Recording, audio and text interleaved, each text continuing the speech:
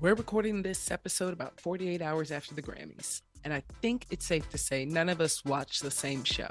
Between the Recording Academy's YouTube streams, the red carpet, CBS, Paramount Plus, and group chats, the Grammys felt like less one event and more like five stitched together. So today, we're breaking down what actually worked, what didn't, and why so many performances or reactions made us ask the same question. Are they okay? So, Grammys. Guys. What a fun night it was on Sunday. We are exactly 48 hours, maybe 46 hours now. Been talking for a minute. From when the Grammys aired. Sunday night on CBS and on Paramount Plus and on YouTube streams if you watch them via the Recording Academy. I don't know if you guys saw that, but the Recording Academy had set up live streams for the premiere, which showed all of the episodes or all of the awards that were not the few that they showed during the main broadcast. And then they had a live stream for the red carpet.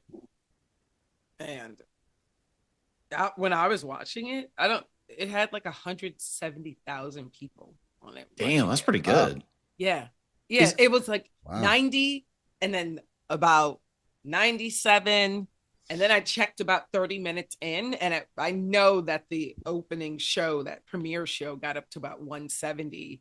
And I was like, yeah, I've always wanted to see all of the awards that are R&B and hip hop and folk, a lot of that in gospel, all of the early awards. And so that was like really, really nice to have.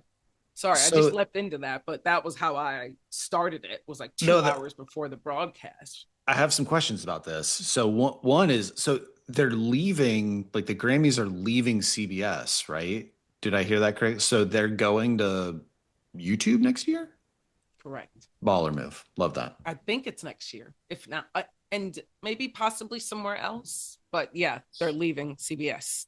So I have a follow-up question about the Grammys, just in general too, aside from them moving to YouTube, which sounds really exciting because if they can curate a bunch of different live streams and a bunch of different experiences all simultaneously, that's kind of awesome because then you can watch all the different awards. You can watch the main show. They'll probably have multiple camera angles of the main show.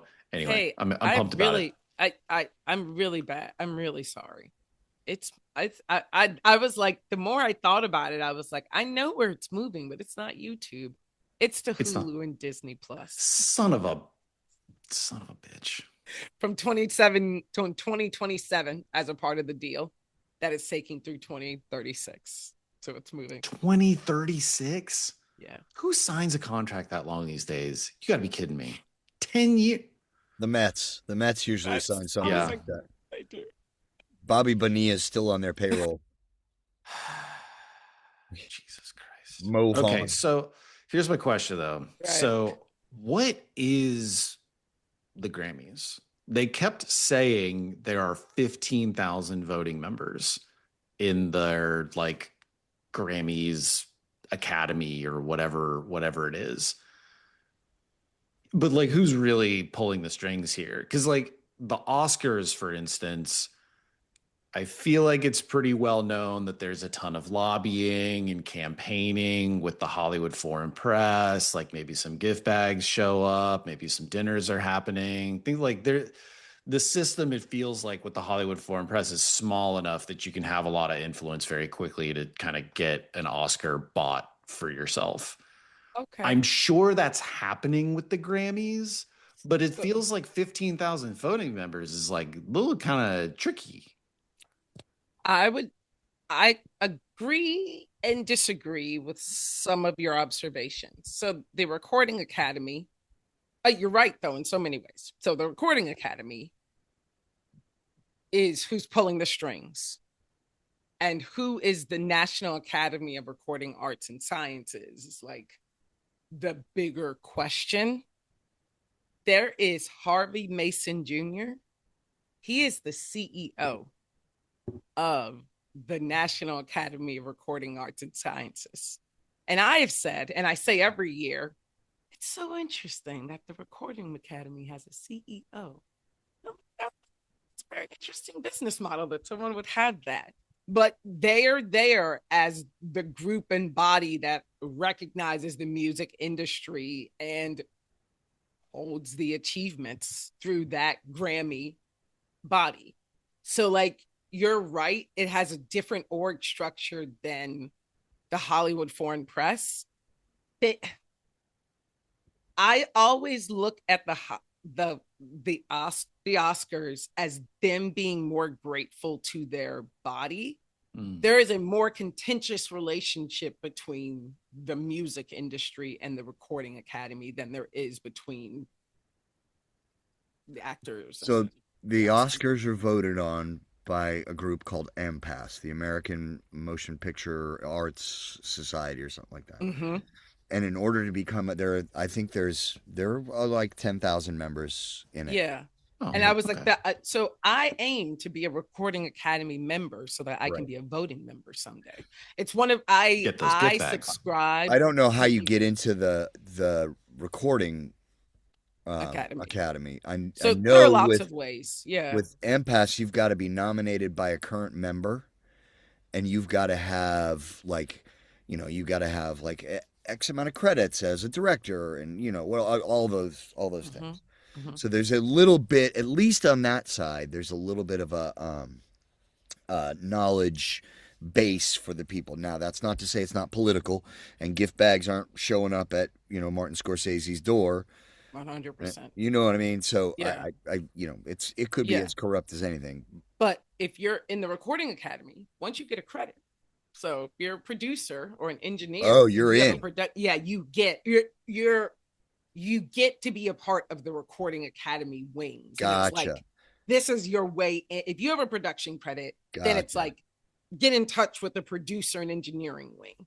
Right. If you're a songwriter or composer, usually you're in touch. Right. And like your publishers and some of the other groups, distribution, but usually your publisher, are the ones that connect you up with your Recording Academy. Gotcha. I'll say this, they've done a lot of outreach to non-musicians because there are a lot of music critics and commentary and just the music industry around of people who want to be voting members without being musicians or having a credit. And there are ways to get in, but they do keep it small on purpose. And I think it's not too different from the Hollywood Foreign Press. I think it's through membership through its own way. Right. But the music industry it's very lecherous because it doesn't have a union. That's what makes it different from the actors is the music industry in and of its, which is why I'm obsessed with it, is because it doesn't have a union. Right. And it's the largest form of entertainment that generates money anywhere. Right. So they are, SAG, you just have to be a member in good standing. Right, exactly. You just have to be in the union. And I'm sure BAFTA is the same way. And, the director DGAs, those are the same way. But without a union and a Recording Academy, what you have is, a gray area of all of these things. And musicians who are often struggling as they age as a result is because they don't know how But to be fair, the music industry is so massive. Like you were saying, it's, it makes so much money. There's so much music out there. There's so much music because it can be posted and made freely available through streaming in many ways. And there are lots of companies that make money, but I think it's small. Like compared to how many people are in it and how much money it's generating. And the example is like Spotify, Apple Music, and all of these streamers have killed because they made deals with the record labels and not the artists. So just on the basis of they're worried about playing UMG, not Kendrick or Drake, has made all of the streamers so much easier, but none of the artists are getting paid on it.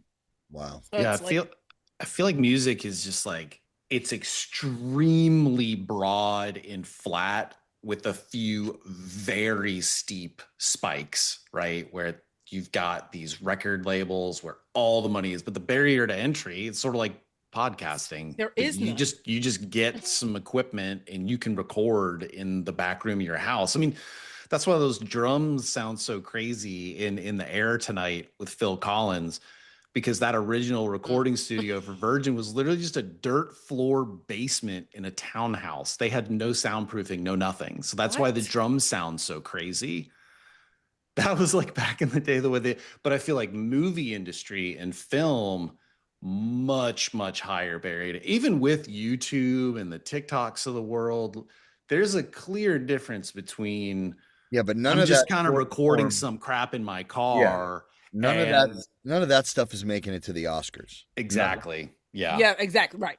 Yeah. Exactly. None of it is making it to the Oscars. And I don't think any of the stuff that is done or sold out of the back of the car since maybe Master P is making it to the Grammy. I don't know, man. Big Boy gave me his like a whole demo set out of the back of his car. I waited on him at McKendrick's. I mean, a zillion years ago. I was gonna say, I was like, you mean 1 million years ago? Yeah, and he took my friend Marcus and I out to his car, and he's like, "Here, man, take this and take this and take this," and it was like, I was like, what is it? It was Bombs Over Baghdad on compact disc and a videotape. That's how old it was. Tell me you've still got that. It's possible. It might be laying around this house somewhere. That's gold right there, man. Yeah. Jamie. Yeah. You saw Big Boy today. His security would smack the shit out of you if you came 500 feet. Right. That's how long ago that story is from. Yep. For sure. He came out to dinner. It was just him and his girl. I believe that. Nobody else. There was nobody else with him. And this is after ATL. I was going to ask. This was after Aquemini and the whole thing. I don't know if that one did it. I don't think it did. I don't know that it did. Outkast? Yeah, Outkast did, but I think it was at the point of Love Below and Speaker Box.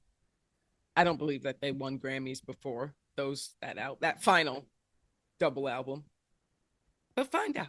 Someone can look that up. I'm looking it up right now. So that feels like a good segue. It does. Well, Jeremy's looking up what happened 25 years ago at the Grammys. 20. Damn it. 65 years ago at the Grammys? You're killing me. So, I mean, I like the conversation, though, about the Recording Academy, Will, and the question about what it is, because it was one of my questions was like, how insane I felt the entire time I was watching and reading back my notes of like, oh, you have so many feelings about music that it's not natural. I think my other thought was like, music is in such an interesting place, and the Grammys seem to be is a conversation between the Recording Academy and the musicians. That's what I felt at the end of it, where I was like, oh, it feels like the Recording Academy did a nice job saying sorry. That's how I felt about it. And I felt like the musicians got to say what they wanted while being bleeped most of the telecast. And I was like, oh, that's good. Let them say what they want and still put it on. But if you're going to bleep it, I think they bleeped it nicely. So yeah, I think it's for us, the fans, but really I think it's a conversation between music and commercials. I mean, all the music was really good. That's what I like. Yes, I think all the music was felt paced well. It fit with the show well. I haven't watched the Grammys in a few years, so I don't know if they've done like where all the new artists perform. That was new. Loved that. This year. It was loved that. Amazing. Except I hate Addison Rae. I'm sorry, Addison, if you're listening. I'm sure you are. I'm just not a fan. She's not for me. I know I am not her target audience. I might be her target, like middle-aged white male, probably is her target audience. I'm not in it. I'm not here for it. That was such a weird beginning to that segment, though, like her doing her thing. And I was like, this girl, she should not be singing on camera and dancing. It's okay. And then it was Cat's Eye. And I was like, I don't think I'm supposed to be watching this.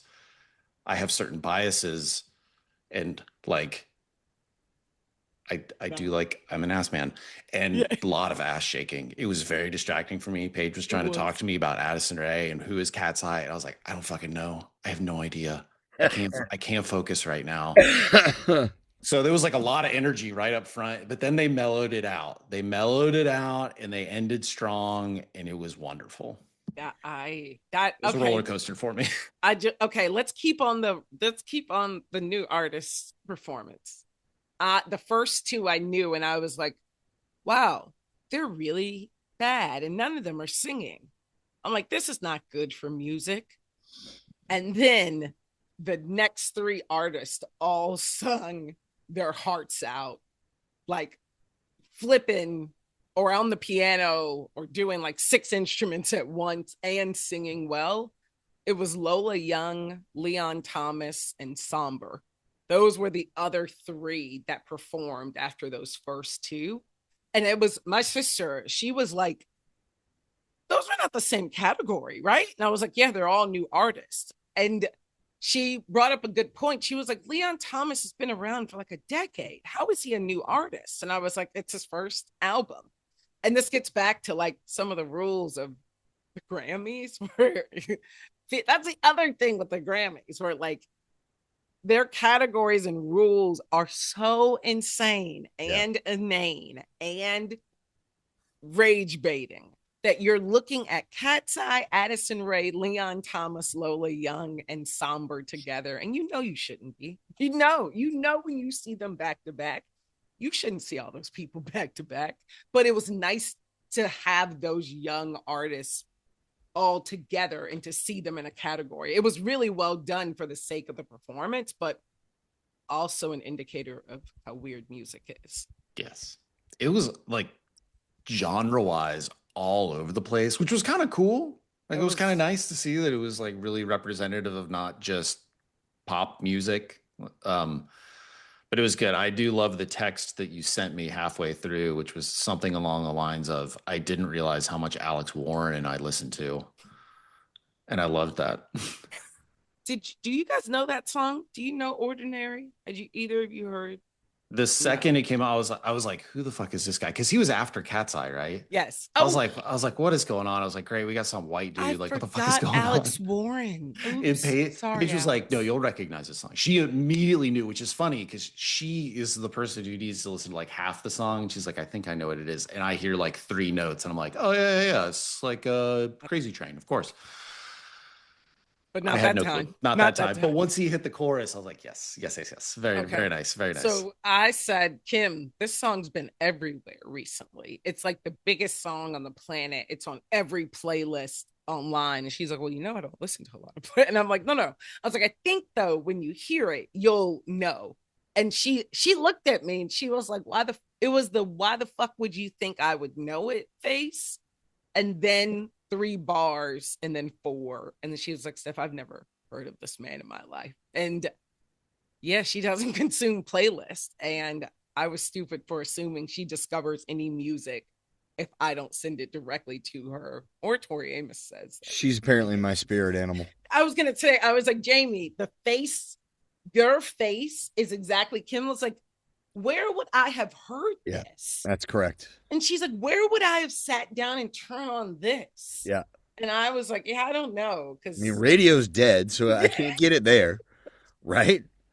I mean, I don't even, I have no idea. There's playlists, though. There's playlists. Yeah, but that's like, again, you're trying to teach a fucking Afghan hound how to code an app. I don't know what the hell's happening. You heard of Pandora? That's basically radio, buddy. I don't got to listen. Pandora's old now. Now you can't do Pandora, right? I mean, it's like Pandora is old. I mean, you have Spotify, right? What kid under 25 is listening to fucking Pandora? Nerds. Nobody. What do you listen to, Jamie? What you're I listen to. No, well, I've got Apple Music now. We chapped about. That's right. I will say the thing that I don't like about Apple Music that I like about Spotify is that I could click on a song and then create a radio station around it, and it synced better than Apple Music's does. Yeah. For Have you some been reason, trying that I a don't lot? know if Apple Music is just making a judgment call on who I look like, but every time I do that, it ends up being like, Christian rock gets mixed in somehow. And I'm just like, wait, what? I don't need to hear about God's Warriors right now. I was listening to Dre. What? I don't understand. Where was this transition? So I don't know. It's I know the obviously problem. user error. Obviously. No, it's not. They just don't train as well as Spotify trains based off of Spotify had what it you do. on lock. And like you have to actively train Apple Music, and no one tells you that though. Right. And that is why it's off and Right. kind of stays off for people. So that actually makes sense. Right. Okay. So what performance did you see? I saw the Posty Chad Smith slashes. Can we talk about this performance? I was blown away, man. I was blown away by how good he sounded. Okay. Let me give context to what the performance is, and then Jamie, I need your reaction. Okay, go ahead. It's the Ozzy Osbourne tribute, right? Yep. And Post Malone is the lead singer. Do either of you know the name of the song? I have to think about it. It was War Pigs, right? Yeah. It's a Black Sabbath song. I knew in my heart that y'all would know the name of the song, but I would.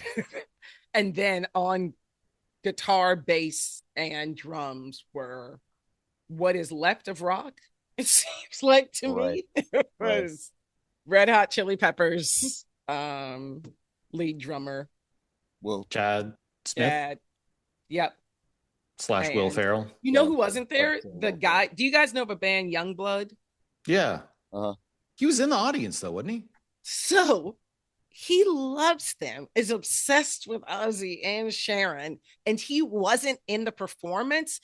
And Kim looked at me. She was like, the one time they didn't use Youngblood. And I was like, Post Malone was like, get the fuck out of here. This is for legends and singers who are the best. Yeah. So that was it wasn't at the end of a memoriam to Ozzy Osbourne, which I thought was one of the best tributes I've ever seen. Jamie, you don't watch the Grammys, but you saw that performance without context. So on my Instagram feed, a bunch of highlights from the show popped up, and then in our conversations, I went back and watched the Reba, and I watched the Lauryn Hill, and so I did see some of the coverage, and to me, all of those in memoriam segments are always my favorite in any show. So while they're playing War Pigs and then showing all of the people in the background, and by the way, how many in memoriam segments did they have? Were those the only 3? They had no. There was like a +1.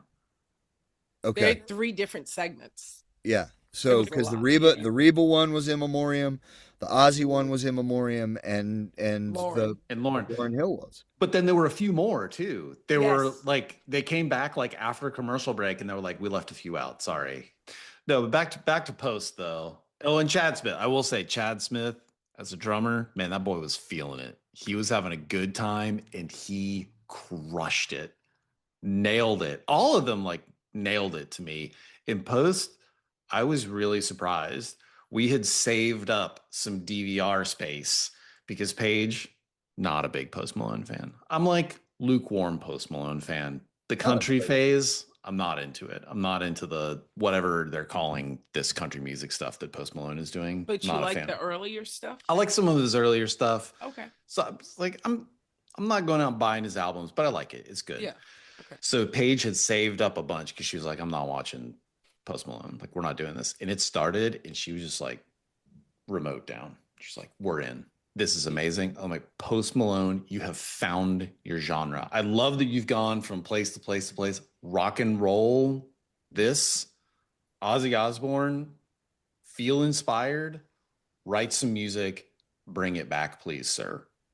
It was good. It was good.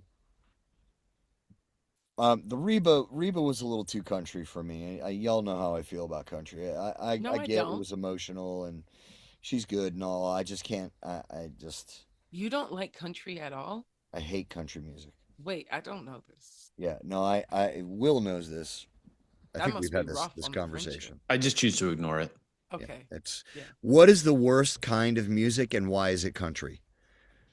It's really the only question that needs to be asked. Is The it because people. it's too specific and emotional? Is because it makes you It is reflect on your own life, Amy? it is all that is wrong with alpha males in Oh, well, society today. this is the tough part.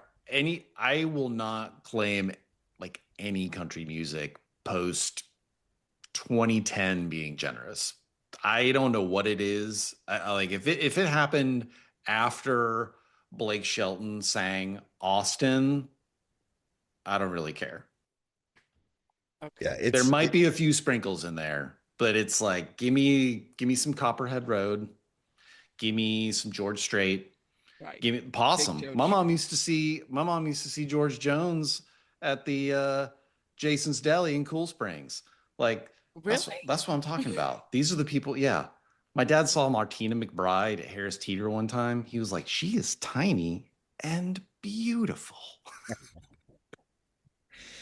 I tell you, a lot of it stems from just not listening to enough country music because it grates on my nerves. A lot of it really grates on my nerves.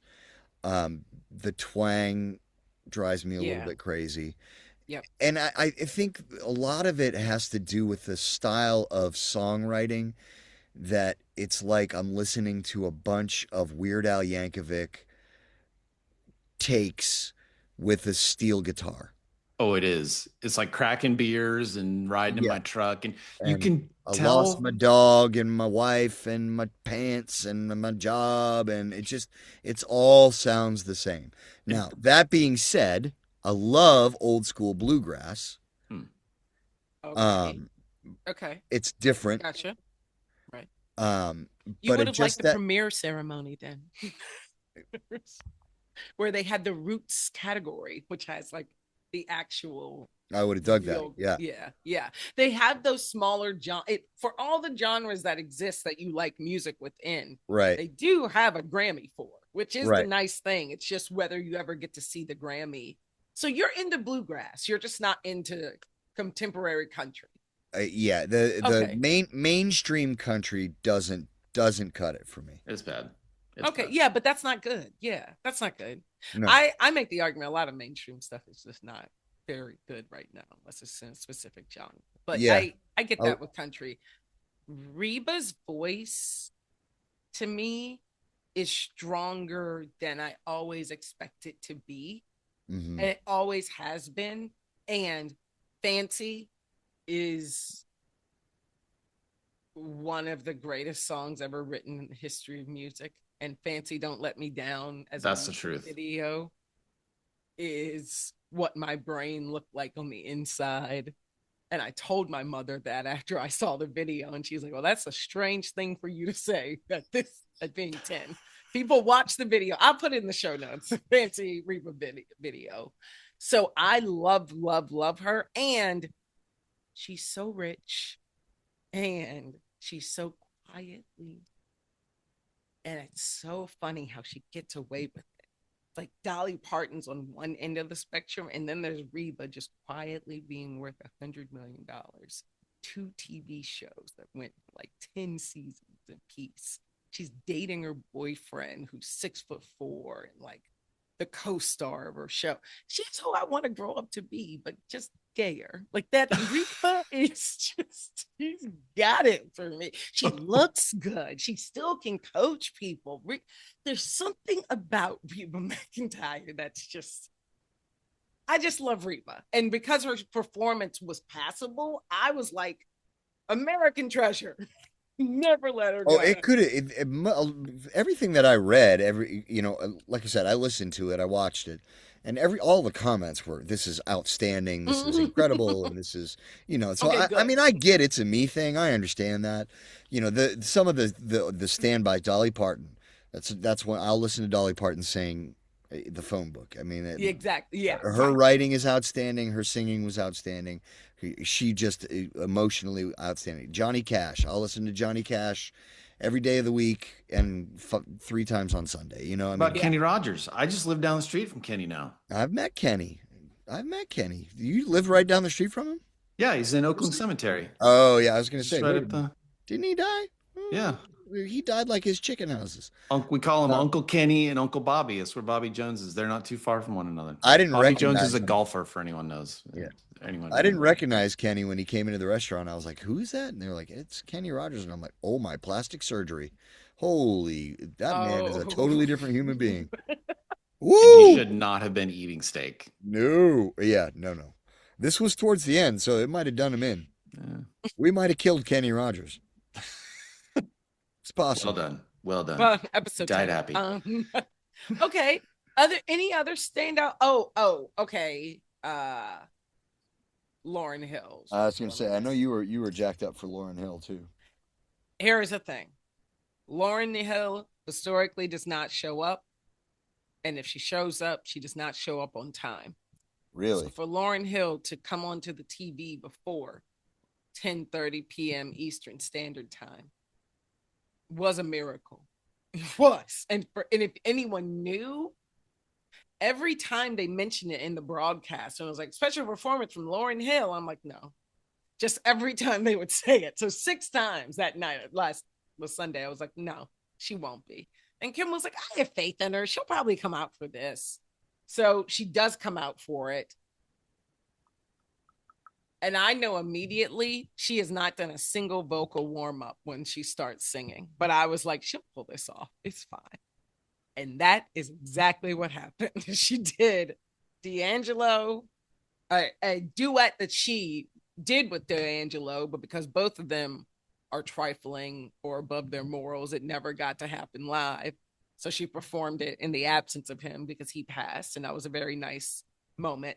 And then she did a few songs of Roberta Flack's. Luckily, Shaka Khan, as usual, did her vocal warm-ups and then came out and also took on some of the burden of the songs along with some of the younger artists. Male artists, Leon Thomas, Lucky Day, very good R&B artists. I thought it was an amazing R&B legends tribute, and they chose the really right young guys vocally well. Oh, and Raphael Sadiq is just always around. Like Tony. He's just always been around. Raphael Sadiq. He too did not do a vocal warm-up, but it was still, he pulled it off because he plays guitar and he's Raphael Sadiq. So it was amazing to me. And I'm glad that Lauryn showed up for those two people's deaths because she can be so inconsistent, but can get away with it. Well, I think inside that performance, there were some pretty big inconsistencies, right? I mean, you could watch the levels come up and down. And then when Wyclef jumped in, it was like the energy kicked up a level. You know what I mean? It was like, I think the whole room was like, oh shit, look at them being, look what? Yeah. You could definitely ride the waves of that performance. There were 3 or 4 times I thought it was over. And then it like someone else showed up and I loved it. I think it was my favorite of all 3. But It did just keep going. Yeah. It was very Black Church. It was like, oh, it's not over. Oh, we're going to do another song. Oh, my sister. That's how to be memorialized right there. I'm just saying. That's true. I think they even did like a tribute to a gospel writer at the very end, but I had to pee. Like at some point I checked out of it. Like I was like, and my sister was like, oh my God, they did do Total Praise. And I was like, no, they did? Okay, I'll go back and watch that, but I couldn't be there for that. I will say, by the way, I'm not going to say too much on it, but Tyler, the creator's performance was very, very, very theatrical and very thoughtful. And he does, every time he performs, I act like my cousin won a scholarship to college, and I don't know why. It's just, he gives me this feeling of like, I'm so proud of him. And I'm like, I don't know at all. But he elicits that feeling in me quite often because I like the messaging or his attempt to try to do artistic things. So I liked that performance, but I think he does the artistic things. I mean, Paige is definitely the more artistic of the two of us. Yeah. And she was like, "Oh, where has this guy been? Like, how did I not know about this? She's like, what have I been doing?" So she loved it. I also loved his performance because I just couldn't stop thinking about all the like sad white people who were very scared by it. Very scared by him. And that made me a little happy. So proud of him. He makes every performance Tyler does. I just know someone is cringing on the inside or terrified, either cringing from discomfort or like so scared, so terrified. Yeah. And I hope to always do that when I'm performing as well. Oh, can I say one thing that's not about performances, but I got to get off my chest because it's about music and the Grammys and me? Yes, please. Queen Latifah and Doechii presented an award. And I notice when I see Queen Latifah out in the world, I can't hear what she's saying because I'm still so mad that she did not come out when I was younger. Just like I have so much beef with Dana Owens that I would need to unpack with my therapist that like I don't have money for. Like I'm just like not set up in a way to talk about Dana Owens. It's like 5 times a week at the therapist. But like it's like I don't have that. I don't have it. So like, and the best way I can describe it is if someone made 9 to 10 pieces of content that are like so important to you, but they didn't represent themselves in the way that you may have hoped themselves to be, how do you overcome their existence now? Like she's never come out, ever, despite her lovely wife being by her side always and her calling her that. She's never come out, but she is the best representation of almost everything this country has to give almost entirely. The Equalizer is a very good show, by the way, on CBS. Her version of The Equalizer was terrible, but also watchable. I can't hear Dana Owens when she's talking because I have so much history with her and her existence and persona in the world. And I learned that again during the Grammys. Okay. I had to get that off my chest. Thank you. That was good. Thank you. I have a tidbit about Queen Latifah that I'll give you sometime when we're not on the air. Oh God. What? There are people that can't be named. What? That's fair. Yeah. What is this, like the Epstein files? It's the Latifah files. The Latifah files? You just named a series. Fashion sucks at the Grammys. It was bad.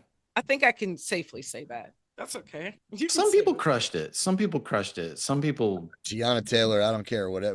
Listen, it was an A+. Fashion at the Grammys was an A+. Who wore what? I don't know. But I know what Tiana Taylor wore on that stage. God bless America. America. She wore it. Nikki Glaser. Nikki Glaser basically said the same thing. Like that's what was so crazy is that the person presenting with her was like, fuck the teleprompter. What is happening right next to me? Who even presented with her? Nikki Glaser. Yeah. You're jerk. Yeah. Not an unattractive woman, by the way. Not at all. I didn't even see her. Yeah, I don't even. Who? She was saying the same thing though. That's what was so crazy. Yeah. I think her joke was like, "Oh, your eyes are up here." And yes. Like, yes. I feel yeah. Oh, I really feel you. It's a good thing that Nikki's funny because there's a guy that I follow on Instagram who does fashion reviews, and he does like one word things about it. The picture pops up, and he does a half the time I don't know whether he likes it or doesn't like it. He was talking about Bad Bunny's tux. Oh The yeah. front was just kind of yeah okay, and then on the back it had like cross stitching down the back, like gold cross stitching on a black tux or whatever it was. And I can't remember what the comment was, but I was like, well, wait, does that mean you hate it or do you love that? What's happening here? You love that? You didn't like that? The So slang term you didn't know. yeah, he's very funny. But he's apparently a big fashion icon. So I got a good look at a bunch of the folks, the stuff that they wore. Yeah. Now I couldn't tell you who 90% of them were. I think that the Cat's Eye group wore that group. I think he was like, I just can't with these people. Yeah. These people.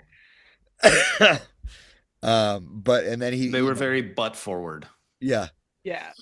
Jamie Foxx wore some kind of crazy hat outfit. Okay, Jamie Foxx. No, the thing is, I didn't necessarily hate what Jamie Foxx was wearing, but he was just stealing the NFL guy. Got him Cam Newton. Cam Newton. He just stole Cam Newton's whole vibe. It was so weird. It was so weird that he was dressed like Cam Newton. Thank you, Will. Okay. I immediately saw I had it last night too. Damn it. Or not last night. Jesus Christ. How long has this week been? 70 years. It's Tuesday. Yeah. Yeah. No, it was. Jamie Foxx, that was a fashion statement. The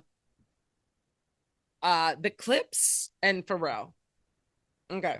I wrote an article about wanting the Clipse to win rap album of the year, but being fine if GNX won rap album of the year, and wouldn't you know it, GNX won rap album of the year, so that's fine. Watching Malice and Pusha and Pharrell, who are the Clipse, and then Pharrell, watching them on the red carpet and then again when they perform was probably some of the most disappointing viewing I have had in a long time. It was a horrible experience. What was so bad about it? Okay. On the red carpet, they dressed in all Louis Vuitton. Yep. And they looked amazing the pink. Yeah, the pink. So can I ask, why was Pharrell with them? Did he produce their album? Yes, he produced and was on a lot of the tracks vocally. Okay, let's get into my favorite segment, because I started off the show and I just started seeing some faces.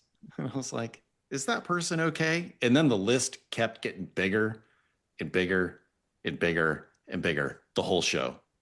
Where do you guys want to start? You say the name and we'll just the first one. It was one of the first performances, the 1,000-yard stare in Bruno Mars's eyes while he was performing. I am a little... He looked better in his second performance, but his first performance, I was worried. Is Bruno Mars okay? Absolutely not. He is not okay. He owes tens of millions of dollars to the mob. Oh no. That residency just added a bunch more shows in Las Vegas, and he is not okay. He announced his album was ready. It was the most upsetting performance, was seeing him. Did you say the mob? It's a rumor and it's a joke. This is all for jokes. This is not. I always forget about the mob, but they didn't forget about me.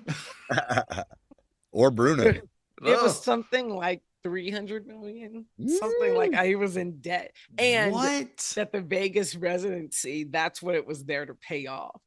He's joked about it online, but he's also never disavowed it. Man, no, I'm typing it out. No, he's not. No, he's not okay. Damn. And him putting out this album, I think I'm really interested to hear it. I like the song and I like the video. Oh, there you go. But then I watched it live and I was like, that man needs support. His SOS was, that's what. So Bruno's not okay. Next. Is Chapel Roan okay? Yes.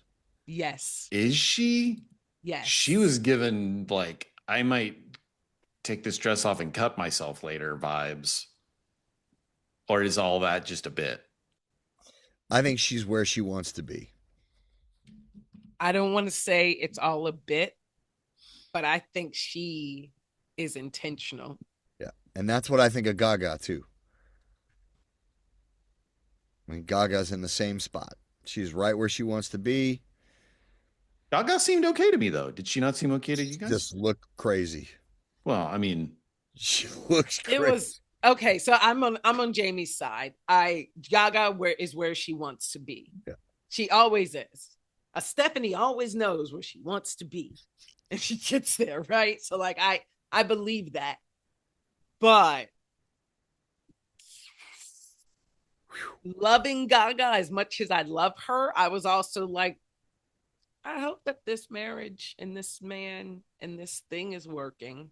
And I hope that her deciding to perform to a camera for 3 solid minutes and not to the audience of the musicians in the audience, I hope that that was what she wanted to do for some reason. Oh, but it was for sure, it was what she wanted to do. It was weird. But it was also a like. It was good though. It was vocally, it was amazing. Visually, it was. Get her warm up. The weird camera thing that they were doing, I didn't love. Like the swoopy. But that's her. It is. They did it on a couple other ones though, but it was much slower.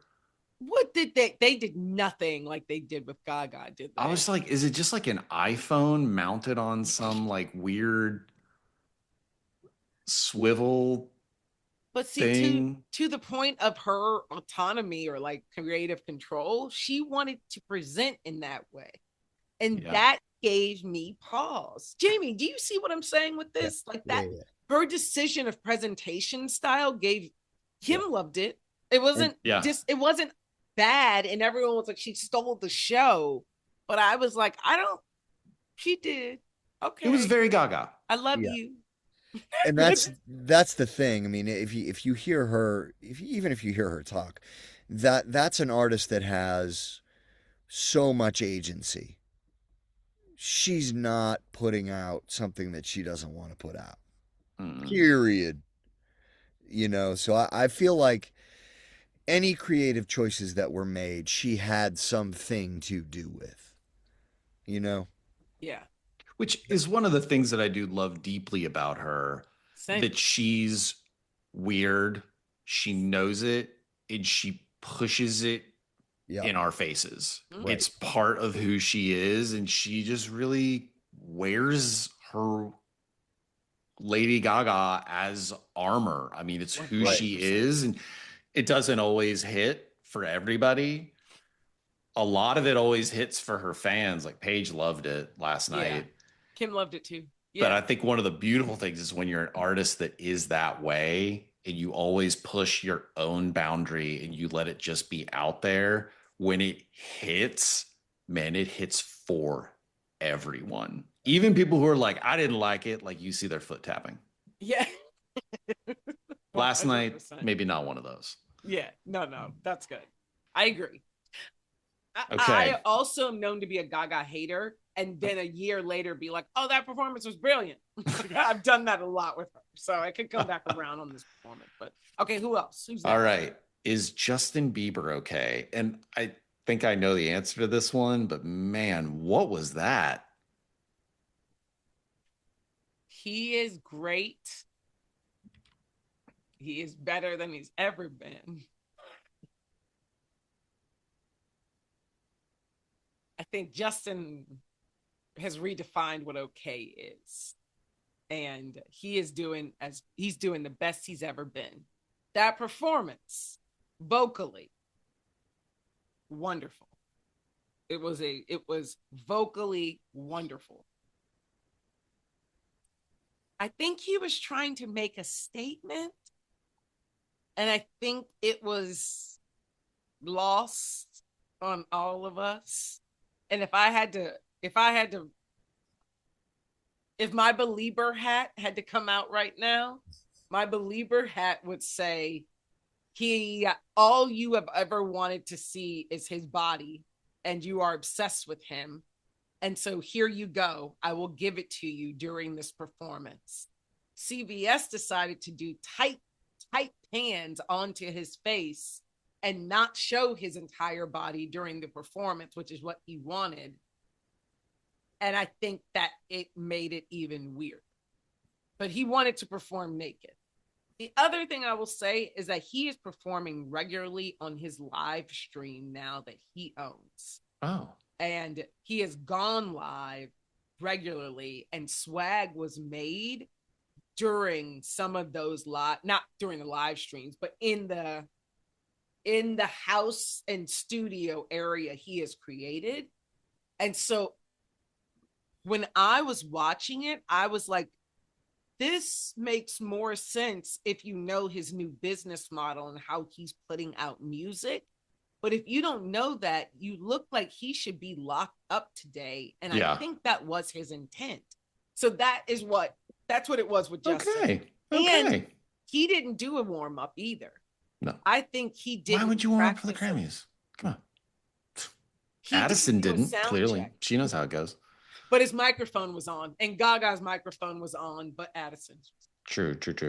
So, yeah, he is okay. So, wait, where does he stream? Does he have his own service? Hold on. Which, yeah, I don't know if I said he's okay.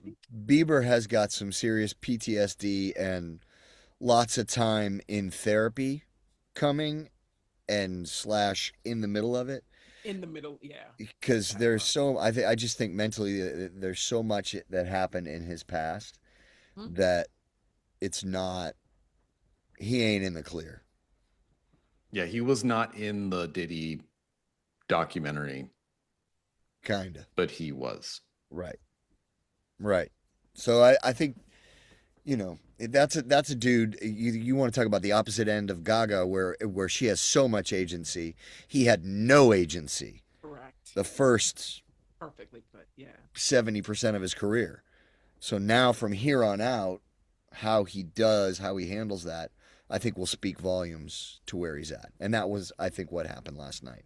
And it was a reconciliation between him and the Academy. So to that point, a lot of last night was like, no, the Academy and the artist are in a better place now. And Justin being at the Grammys and performing at the Grammys was a huge change. That's a sea change from the last decade. Right. And it was because of all of the things that Jamie had referenced. So I think it was like and Trevor said that in his jokes. He knew it was like, we're so glad you're here. Thank you. It was much like when Trevor, no, I'm not going to say her name, but Trevor has had to do this before, where for 7 years he has gone around and been like, thanks for coming back. I'm glad we're in a better place. Everything's great now, right? Look at the camera and tell them that we're not fighting anymore. So I think that's what his return was. And he decided to do it naked. Just so interesting. He does have a nice body. Yeah. I'd take it. I mean, not like take it. I would adopt it as my own. Oh, you would give your height up to have Justin Bieber's body? This is the best question I've ever asked somebody. How tall is he? Not you. I'll tell you that. Very few people are. Yeah. Okay. He is not 6 feet. Yeah, probably not then. Yes. Okay. Yeah. Just say whatever. And also, what you guys felt for Tiana Taylor, there were a lot of women that were like, fucking finally, get this man naked onto the TV in the way that I need. Bieber's 5'9". Yeah. Whoa. No. The internet. He's 5'9". According to the Google machine. Okay. He's 5'9". So that means he's probably 5'6". Wow. He's taller than Tom Cruise. Let's say that. Damn. I forget. Yeah. So they're basically like a foot shorter than me. You've seen. Wait. I like putting stuff on the high shelf too much. Sylvester Stallone's a solid 5'7". Oh. Yeah. His abs were too good to be. I look like Shaq next to these guys. Arnold is 6 feet. He's an even 6 feet. Schwarzenegger? Yeah. Now, I was never so shocked as when I saw Arnold stand next to Howie Long on one of the NFL pregame shows. Howie Long is a fucking monster. That man dwarfed Arnold Schwarzenegger. I was like, what am I looking at right now? Yeah. I had no idea. It looked like he could eat Arnold at any moment. I was like, oh my God. Howie Long is a monster. What is happening right now? But I digress. Okay, was that the list? I still. Well, do you want to hit? I feel like we hit Kelly Osbourne already, so we don't need to rehash her. No, she's not okay. My last one is Billie Eilish pregnant / okay. Sorry, that was me. And was her ice speech cringe because it felt a little forced.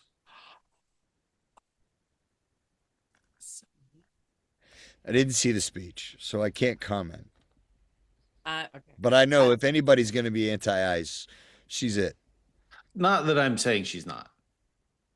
Right. Yeah. I hope Billie Eilish is okay. That's what I say. Yeah. The only reason I'm doing this is to hope the Billie Eilish fans come out of the woodworks and our podcast goes viral. That's the only reason. Please hope. You wish. I know. I do wish. Yeah, no, so a couple of things. Last year, she put out an album that was about her coming out story. This year, she came with her boyfriend and they were kikiing in the front row. And so that was a hard pill to swallow. But like I said, I give grace to gays who are under 30 because they need grace. And you can do whatever you want to figure out your journey. It just was it was interesting to imagine the year that she's had. And I also think when I saw her, I was like, I hope not. That would be my biggest fear in the world if that were true. And that would be my hell if that were true. But I will tell you this. I said that about Kehlani. In 2017 or 19, she had her child very, very young. And I was like, I thought she was queer. And then she definitely was. And I was like, oh, this is an intro. I was like, this is fun. This is great. I'm here for the ride. I got my first Grammy 2 days ago with her. Like, we're going on a journey together. So I got to let these girls do it the way they want. But I just got this feeling with Billie that she didn't look as settled as she did a year ago. And she does annual interviews with Vanity Fair. And I was like, I got to check this one. Oh, she does it with some huge magazine. Apologies to whomever that is. But like, I just got, I don't feel like you're okay energy.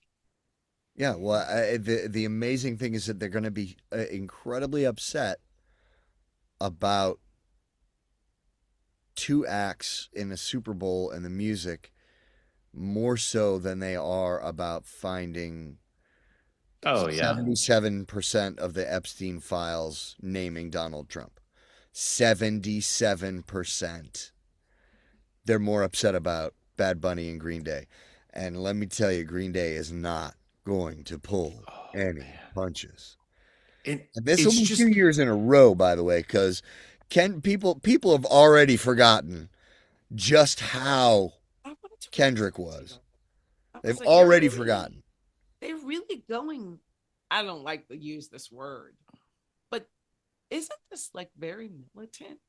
Like, yeah. The last couple of years, or I think it's been longer than that, frankly. Right.